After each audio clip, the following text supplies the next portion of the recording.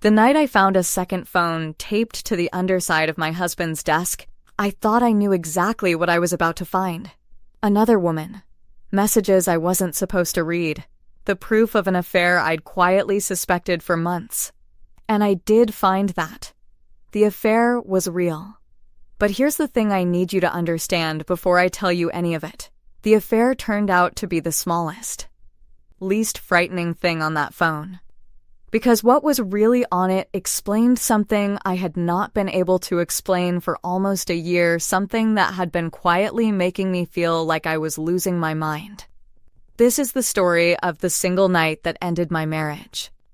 And it's the story of how the thing my husband secretly built to destroy me became the exact thing that saved me instead. It did not go the way he planned. It did not go the way I expected, either.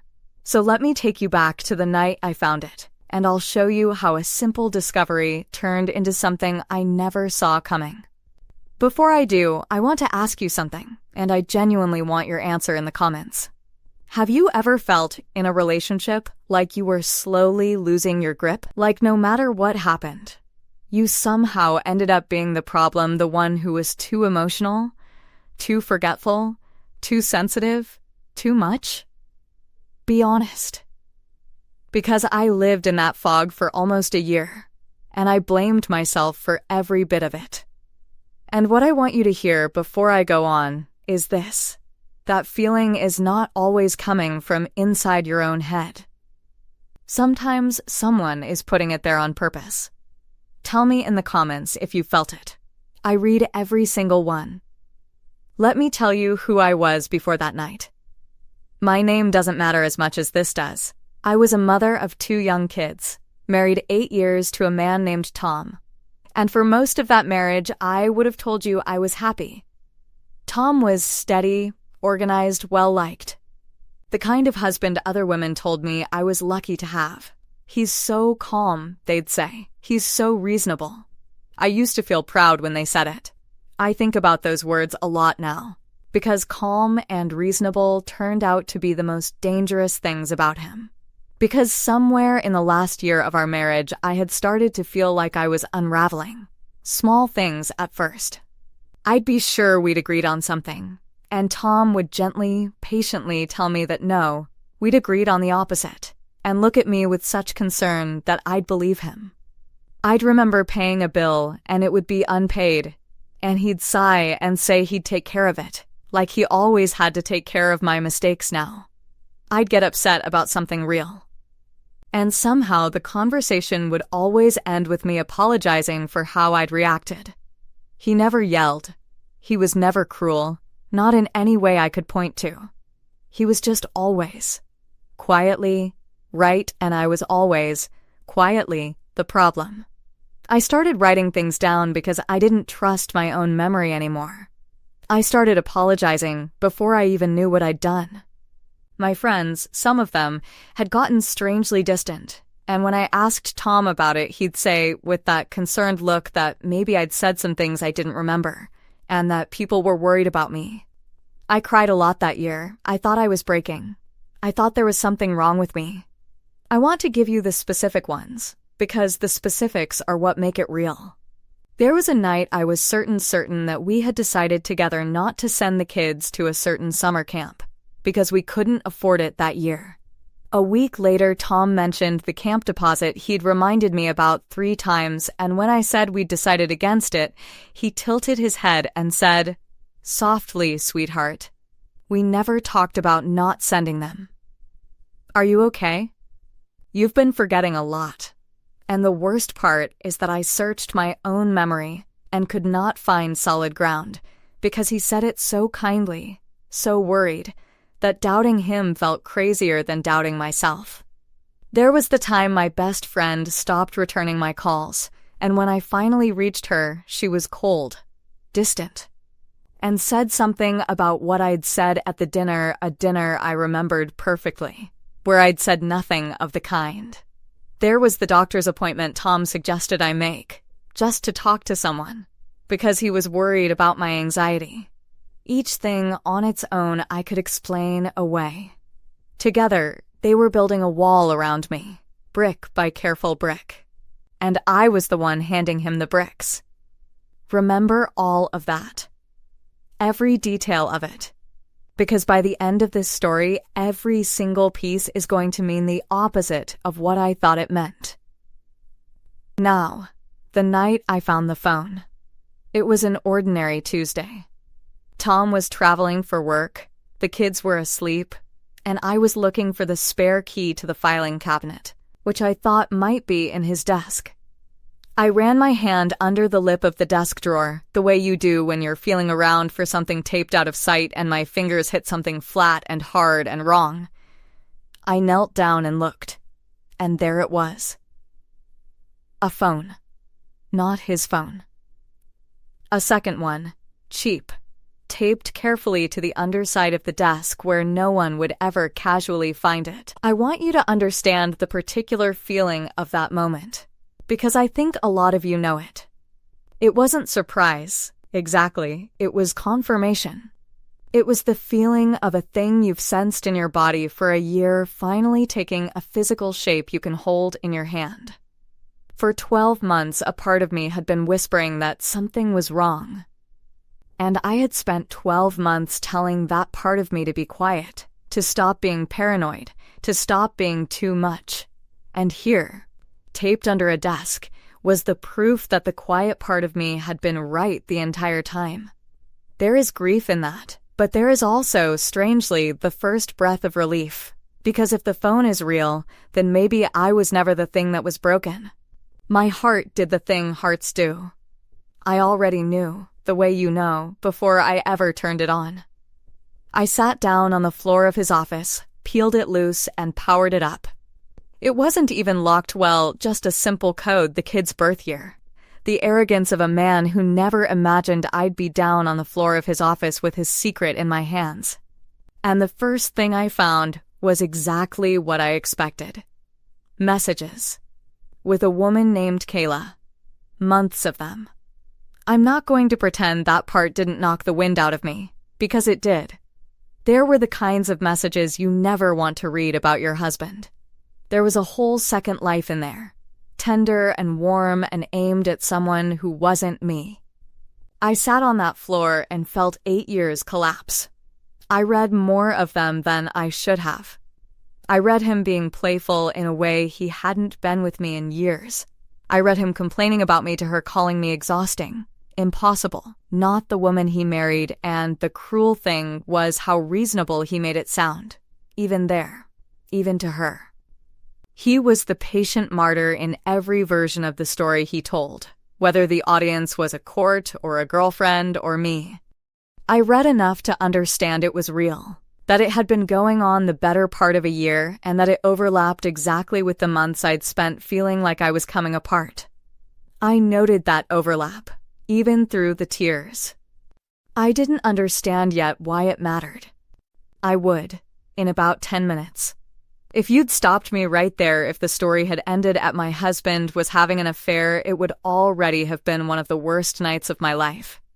And I want to be honest, for about 20 minutes, that was the whole story. A cheating husband. A second phone. A woman named Kayla. I thought I had found the bottom of it. I had not found the bottom of it. I wasn't even close. If you've ever had that feeling I described, the slow fog, the always being the problem, and the hair on your arms is starting to stand up right now, do me one quick favor before I show you what else was on that phone. Tap like and subscribe to the channel. I'm not asking for nothing. These calm, slow burn revenge stories get buried by the algorithm unless people actually engage. And your one tap is the only reason the next one reaches someone who is living in that fog tonight and blaming herself for it. And believe me, what I found in the next folder is the part that changed everything I thought I knew. Because after the messages with Kayla, I kept scrolling. And I found the folders. They were neatly labeled. Organized. The way Tom organized everything. And at first, I didn't understand what I was looking at. There were screenshots, dozens of them, of arguments between Tom and me. Text arguments, but cropped. edited, starting in the middle, so that my angry reply was there but not the thing he'd said to provoke it. I'd look unhinged, he'd look like a saint calmly absorbing it. There was a document, an actual document, like a journal with dated entries describing me. She forgot to pay the mortgage again. She became hysterical over nothing tonight. Worried about her stability around the children. Entry after entry, for almost a year. A careful, dated, written record of a wife slowly losing her mind. Except I knew, reading it on that floor, that half of it never happened. The mortgage, I forgot I had a clear memory of him telling me he'd handle it. The night I became hysterical over nothing, I remembered exactly what the something was, and it wasn't nothing. He had been writing a story, a clean, organized, dated, deeply convincing story, in which he was the patient. Reasonable husband and I was the unstable, forgetful, emotional woman who couldn't be trusted and especially, the folder made very clear, couldn't be trusted with the children. And as I read those dated entries, the most disorienting thing happened. My own year reorganized itself in front of me. The camp we decided not to send the kids to, there it was. An entry. Written to make it look like I'd forgotten a decision that had never been made. The dinner my best friend was so upset about there was a note about Tom doing damage control with our friends after another one of her episodes. He had been the source of my friend's coldness. He had probably told her some careful, concerned, fabricated thing, the way he told everyone. In that calm and reasonable voice that made people believe him over the woman shaking and confused in front of them. Every brick in the wall I thought I'd been handing him, he'd been making the bricks. I had not been losing my mind. My mind had been the target the whole time. And then I found the messages that made the floor drop out completely. Messages between Tom and Kayla, but not romantic ones. Logistical ones. Tom telling Kayla what to say if anyone asked. Tom and Kayla discussing the timeline. A message where Tom wrote that once he had enough documented, he could file, and that with the journal and the screenshots, no judge is giving her primary custody. A message about which lawyer to use. A note about moving money before she figures anything out. There was one more thing in those logistical messages that I have never been able to forget. Tom had written, to Kayla, almost casually, that the hardest part was keeping her calm and confused for a few more months until everything's in place. Keeping her calm and confused. He had a phrase for it. He had reduced a year of my private suffering, the crying, the apologizing, the doctor he'd nudged me toward, the friends he'd quietly poisoned into a single line of project management. Keep her calm and confused. That was my role. That was the entire function I served in the life of the man I'd married. And reading those 5 words is the moment something in me stopped grieving and started preparing. The affair wasn't the plan. The affair was just a part of the plan, the real plan. The thing the second phone actually existed to build was to systematically destroy my credibility, manufacture a year of evidence that I was an unstable mother, and use it to take my children, my home, and our money, and walk away looking like the long-suffering hero who'd finally had enough. Every time I'd felt crazy that year, he'd been making me feel crazy. On purpose. With a plan. The fog wasn't in my head. The fog was the product. I had been living inside a project, and the project was my own destruction, and the phone taped under that desk was the control room. And here is the part of a misdirect like this that nobody warns you about.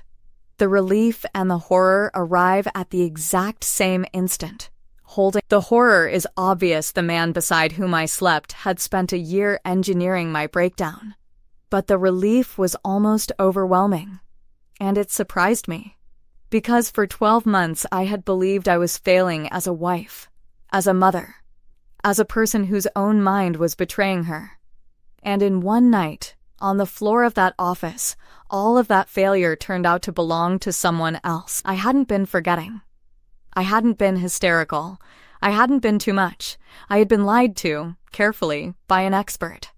You cannot imagine the strange, fierce lightness of discovering that the thing you hated yourself for was never yours to carry. So I did the single most important thing I did in this entire story. Nothing. Out loud. Nothing at all. I did not call him. I did not text Kayla. I did not do the thing every cell in my body wanted, which was to confront him the second he walked through the door. Because in that moment, I understood the most important fact of my situation. This phone was the most dangerous object in the world to me, and also the only thing that could save me. As long as Tom believed it was still his secret, it would keep existing. The second he knew I'd found it, it would disappear, and so would my proof. And I would be left exactly where he wanted me, the hysterical wife making wild accusations with nothing to back them up, which, I realized with a chill, was the entire role he'd spent a year casting me in. So I became calm. I photographed everything, every screenshot folder, every journal entry, every logistical message with Kayla, the timeline, the note about the money. I backed it all up to a place only I could reach. I documented exactly where and how I'd found the phone taped under the desk with photos. And then I taped the phone back precisely where it had been. And I went to bed in the room I shared with the man who was writing a story about how unstable I was, and I slept better than I had in a year. There was a moment, 2 days later, when I nearly lost everything. Tom was home and I was in his office at night, photographing a new entry he'd added. He was still writing in it, still building his case. Completely unaware the audience had changed. I heard him on the stairs. I had maybe 5 seconds. I taped the phone back, slid the desk chair in, and was pretending to water the plant on his windowsill when he opened the door and asked, with that gentle concern, why I was in his office at midnight. And I used his own weapon against him without him knowing it. I let my eyes go a little unfocused, and I said, vaguely, I couldn't remember if I'd watered your plant.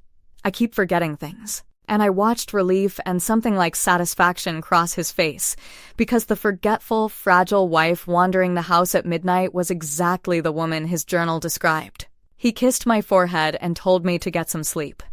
He had no idea he'd just been comforted by the only person in the house who finally knew exactly what was real. Because for the first time in 12 months, I knew the truth, and I knew he didn't know I knew it. The next morning, I made his coffee. I let him tell me, with that concerned look, that I seemed a little off, and I apologized for it.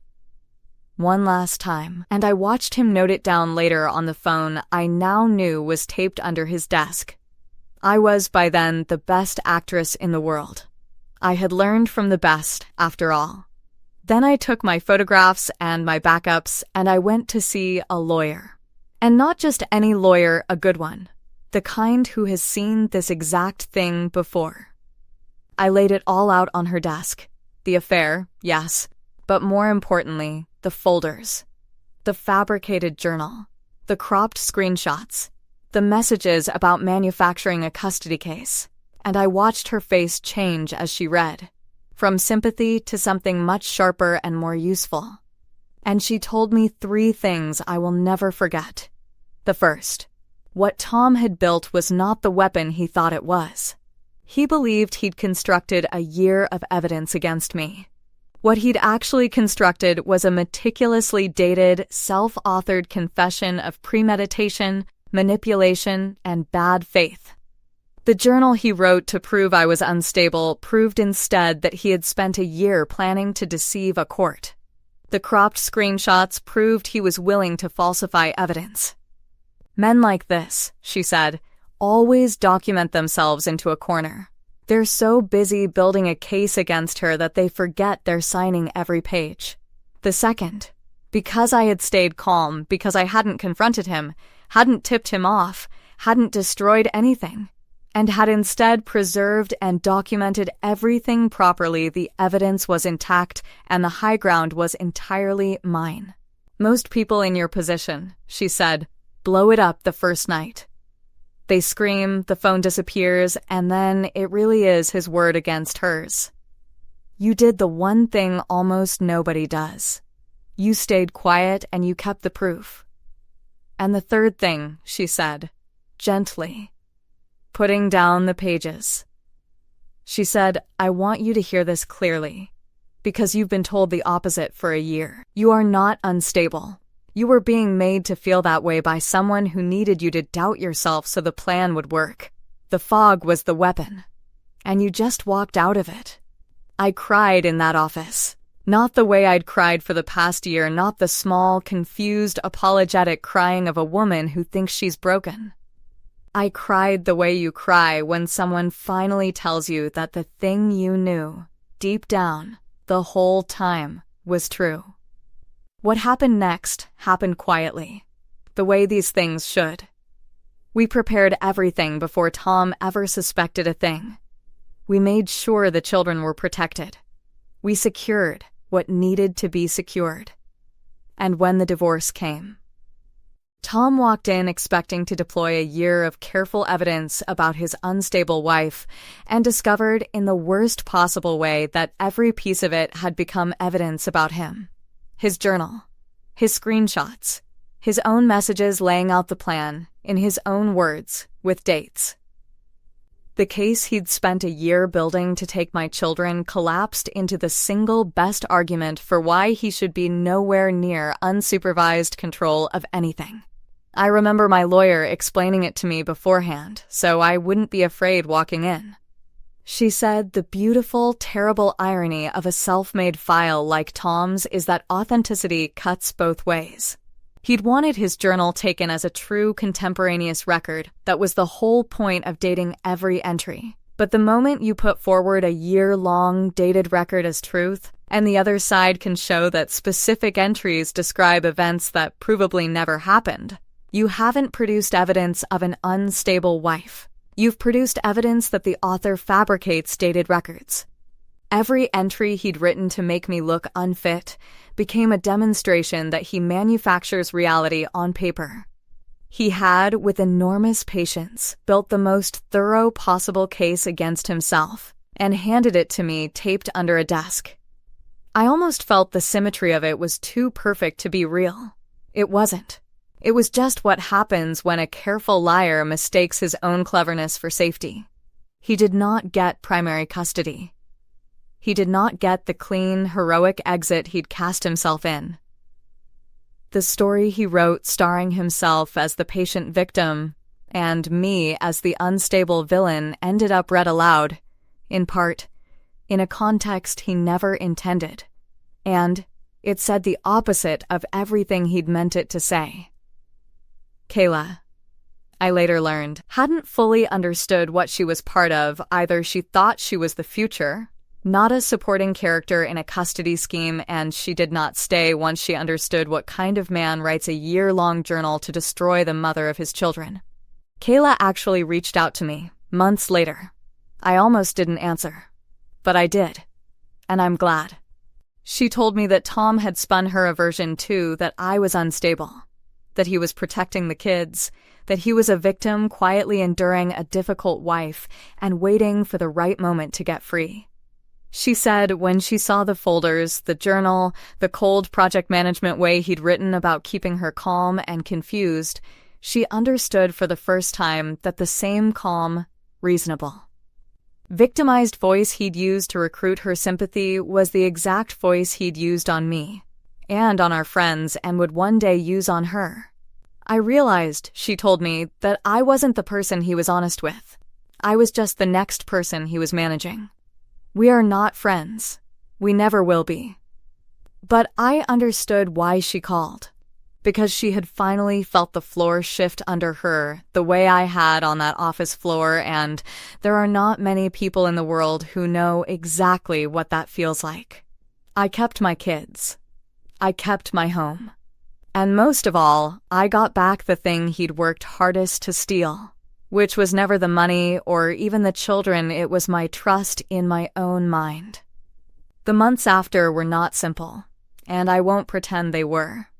Rebuilding trust in your own perception after someone has spent a year dismantling it is slow work. There were days I'd remember something and instinctively reach for that old reflex, "Are you sure?"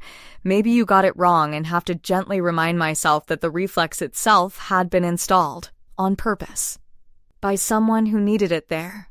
I went to a therapist, a real one, of my own choosing this time, not one suggested by a man building a file. And slowly the fog didn't just lift. I stopped expecting it to come back. My friends came back too, once they understood what they'd actually been told and by whom. The friend who'd gone cold cried on my couch, apologizing for believing him. I told her the truth, that I'd believed him too, and I'd had a front row seat. That's how good he was. And if you'll let me leave you with one thing, not as someone who got revenge, but as someone who spent a year being quietly convinced she was the problem, it's this. If you are in something right now and you constantly feel like you're losing your grip, like you're always somehow the one who's wrong, like reality keeps shifting under your feet, please hear me. Start writing things down. Keep your own record, somewhere private and safe. Not because you're crazy, but precisely because you're not. And because the calmest, most reasonable-seeming people are sometimes the ones counting on you to never check. Your memory is not your enemy. Your instincts are not the problem. The people who truly love you will never need you to doubt your own mind. Only the ones with a plan ever do. And one more thing, because I wish someone had told me this a year sooner. A person who is genuinely on your side does not get calmer and more reasonable the more confused and upset you become. Real love meets your confusion by helping you find solid ground, not by quietly, patiently moving the ground every time you reach for it. If the most reasonable person in your life is also, somehow, the reason you can never quite trust yourself, that is not a coincidence. That is a pattern. Write it down. Keep the record. And believe the quiet voice that's been trying to get your attention. There's one more thing, though. Going through everything afterward, I realized the second phone wasn't the only one. There had been an earlier device, months before, that Tom had gotten rid of, and a single message I'd managed to recover from a backup hinted that the plan to frame me had started even earlier than the affair, and for a reason I hadn't yet understood. What that reason was, and what I finally did about it, is a story entirely its own. And it might just,